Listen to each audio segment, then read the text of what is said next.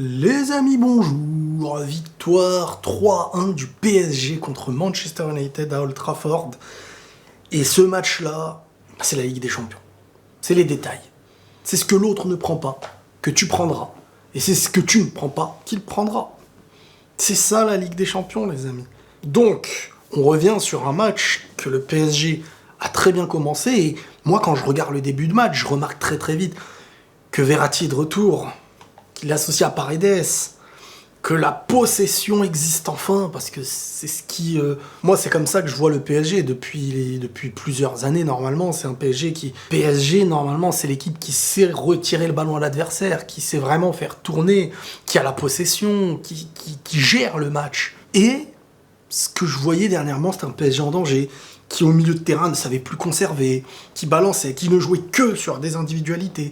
Et là tu ressens chaque ligne qui existe sur le terrain. Tu vois Navas, tu vois Marquinhos, Kimpembe, tu vois Verratti, Paredes, tu les ressens chacun sur le terrain. Il n'y a pas un truc, il n'y a pas une étape qui est sautée. Et après t'as Neymar, Kylian, Moise Kean, qui a un autre visage. Et ça, c'est en grande partie avec les retours, hein. Les retours de certains joueurs comme Verratti, comme Marquinhos. Marquinhos, très important. Tellement important au PSG dans les grands moments. Niveau du mental, niveau du combat sur le terrain, niveau de l'efficacité. Souvent lui qui marque, souvent des buts en plus remplis de rage, en mode où il saute au-dessus des autres, dans le bon timing, qui saute, même par terre il saute. Encore une fois dans le bon timing. Et Paris a pris ce qu'il fallait prendre, parce que ce match aurait vraiment pu leur passer sous la main et aurait pu être le score inverse. Mais la Ligue des Champions, c'est ça. C'est pas tu fais ce que t'as à faire du début à la fin et genre t'es pas mis en danger. Et là, on va parler de Manchester. On va parler... Martial. Purée, tu perds des points. Hein. Tu perds des points. C'est dans ces moments très importants que on se dit, il a pas le droit. Comment il a fait, alors que l'action était parfaite, tu tires sous la barre. Ça peut exister, le ballon il arrive à pleine vitesse, il y a un gars devant toi, mais là non. Non, Anthony, tu peux pas rater ça. Surtout après une action menée parfaitement par un Manchester qui en deuxième mi-temps avait très bien repris le début de deuxième mi-temps, alors que la première avait été au début pour le PSG. Plusieurs occasions, et un Martial qui pour moi a détruit son équipe sur ce match-là, malheureusement. Il a détruit son équipe parce que ça pouvait être un +2 pour Manchester et ça se retrouve avec un +2 pour Paris, donc tant mieux pour le PSG qui prend ce qu'ils ont à prendre. Et grâce aussi à un mec comme Neymar qui... Quand même, hein, Neymar, regardez par exemple le dernier but. L'individualité du début et cette facilité à éliminer, à reprendre le ballon, à tuer un joueur. Il joue sur un grand terrain comme s'il jouait sur un petit terrain, tellement ça va vite dans cette manière d'éliminer, d'avoir la vision, de lâcher le ballon et d'être toujours bien positionné. Il est au-dessus des autres sur le terrain, tu le sens. On a vu un PSG dans ses moments forts qui a su jouer collectif. Tu sentais une équipe, tu sentais un jeu simple. Des joueurs comme Neymar aussi qui savaient jouer simplement, qui savaient faire la différence quand il fallait. T'as Mbappé, bon... Toujours pas en réussite, même si je trouve qu'il a quand même apporté beaucoup de montées de balles, beaucoup d'accélération. Il aurait pu marquer à un moment donné. Je regardais bien, est-ce qu'il pouvait la mettre à Neymar ou pas. J'ai l'impression qu'au départ, son idée, c'est de la lâcher à Neymar. Et il voit qu'il y a de la place pour sa vitesse. Et que la passe, bon, à quel moment la lâcher, c'est un peu compliqué. Il a joué son action là où les gens peuvent lui en vouloir, c'est du fait d'avoir raté. Mais pour moi, emmener cette action jusqu'au bout n'a pas été une mauvaise idée.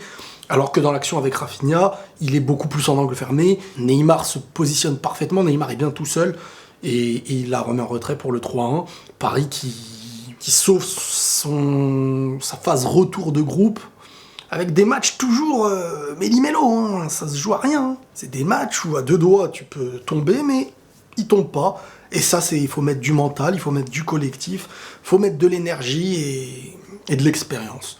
Et Paris donc a réussi à mettre cette expérience. Le premier but de Manchester, c'est sur une frappe de Rashford.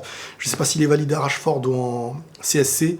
Logiquement, c'est un CSC, même si certains disent que quand c'est cadré au départ et qu'elle est contrée, mais qu'elle rentre et que la balle était cadrée, quoi, en gros, c'est pas considéré comme un CSC. Mais sauf que quand la balle elle est cadrée, mais que tu sens qu'elle est pas dangereuse et qu'elle est contrée, c'est vraiment le contre qui a mené le but. Je sais pas. On parle pas d'une balle qui reste sur la même trajectoire, contrée au niveau d'une frappe qui reste, donc tu te dis, ouais, c'est toi qui a marqué.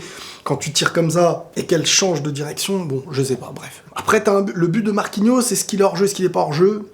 À première vue, il avait l'air hors-jeu, mais derrière, tu sens que, derrière, tu vois que la ligne, il paraît que c'est pile poil, pas hors-jeu, donc c'est bon. On a Fred,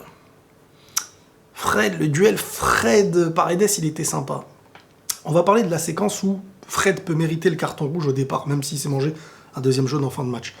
Mais là où il peut se manger le carton rouge, c'est quand Paredes va le provoquer. Je déteste cette chose-là, mais c'est le foot. C'est-à-dire que quelqu'un, il vient, il met sa tête devant toi, et si toi, tu le repousses avec ta tête comme ça, l'autre, si derrière il tombe, eh ben, tu peux manger directement le rouge. L'arbitre a pris en compte que c'était Paredes qui venait le provoquer, mais que à 99%, cette situation-là, c'est un carton rouge, normalement.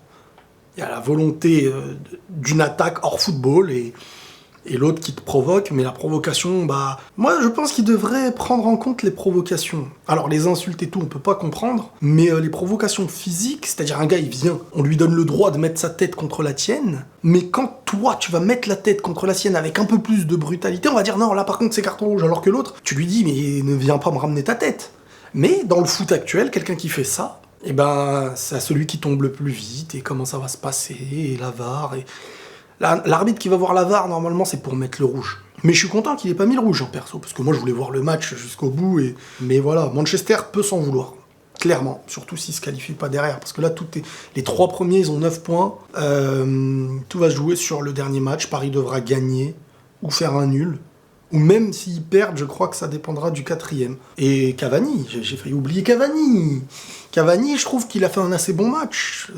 Décisif sur certaines actions où le lob, entre le lob qui fait la barre, c'est une inspiration magnifique, un appel magnifique, entre la talonnade qui mène à l'action, où Martial, on va pas en parler, Cavani aurait pu être doublement bénéfique contre son ancien club, mais je trouve que là, il marque beaucoup de points avec Manchester, Cavani. Voilà les amis, prenez tous soin de vous, et la paix sur vous.